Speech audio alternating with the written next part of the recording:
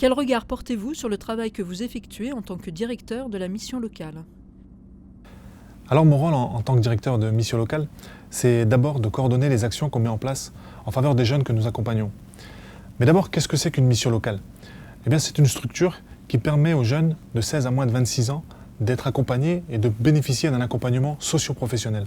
Je dis bien socio-professionnel, parce que les conseillers de la mission locale apportent aux jeunes un accompagnement tant sur le plan professionnel que sur le plan social.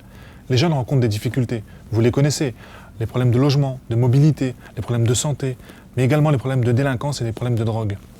Ce que l'on essaye de faire au quotidien, c'est de permettre un accompagnement global et permettre aux jeunes de devenir acteurs de son insertion.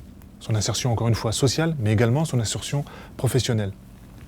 Et moi, en tant que directeur de mission locale, ce que j'essaye de faire, c'est de permettre aux jeunes d'atteindre leur idéal.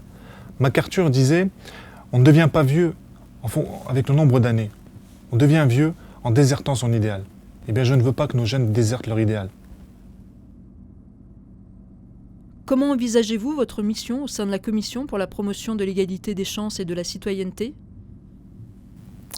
Alors, en tant que représentant départemental, donc pour la Haute-Loire, de la COPEC, la Commission pour l'égalité des chances et la citoyenneté, j'essaie de mettre en place des actions de promotion de la diversité. Alors, en un mot, qu'est-ce que c'est ? Ça peut être, par exemple, une charte de bonne pratique pour l'entrée en boîte de nuit. La discrimination, comme le racisme, sont des fléaux pour notre société.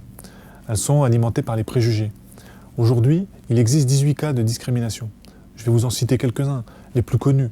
L'origine ethnique, le handicap, le sexe, l'âge, mais également l'orientation sexuelle. Voilà ce qu'on essaye de faire, en tout cas à la COPEC, c'est simplement de promouvoir d'abord la diversité et toutes les diversités.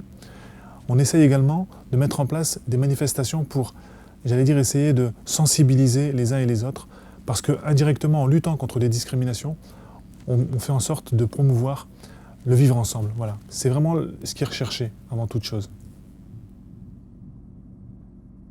Pourquoi avez-vous décidé de prolonger vos activités par l'animation de conférences ?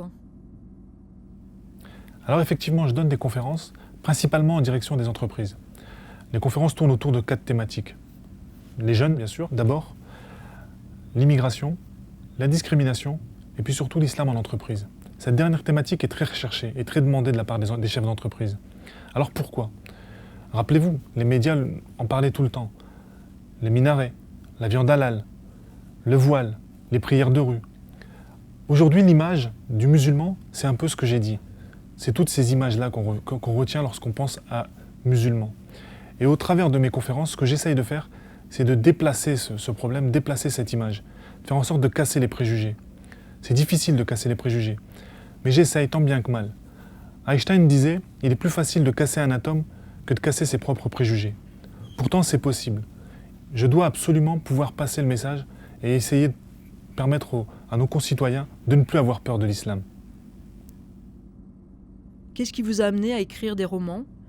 Qu'est-ce que cela vous apporte aujourd'hui ? Alors tout d'abord, je dois dire que je n'étais pas prédestiné à écrire. Plus jeune, j'étais absolument pas attiré par le français. Donc voilà, ce qui m'est arrivé, c'est qu'à force de faire des insomnies, j'ai eu l'envie, le besoin d'écrire et de raconter mon histoire. J'avais probablement, des comptes à régler avec mon enfance. Et donc j'ai raconté l'histoire d'un gamin de cité qui me ressemble beaucoup. Et j'ai, à travers ce roman, essayé de dénoncer tout ce qu'on peut entendre au travers de la cité, quoi, entre guillemets.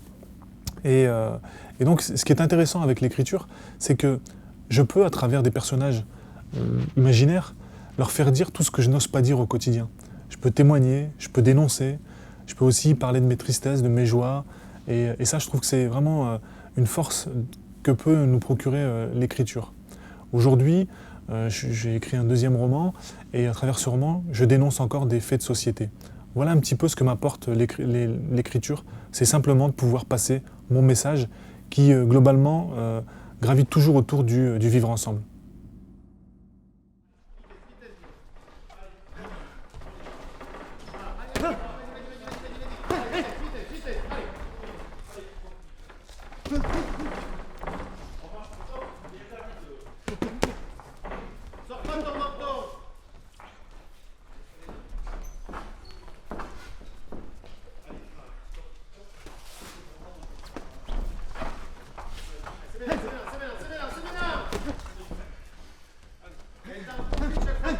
profite chaque fois.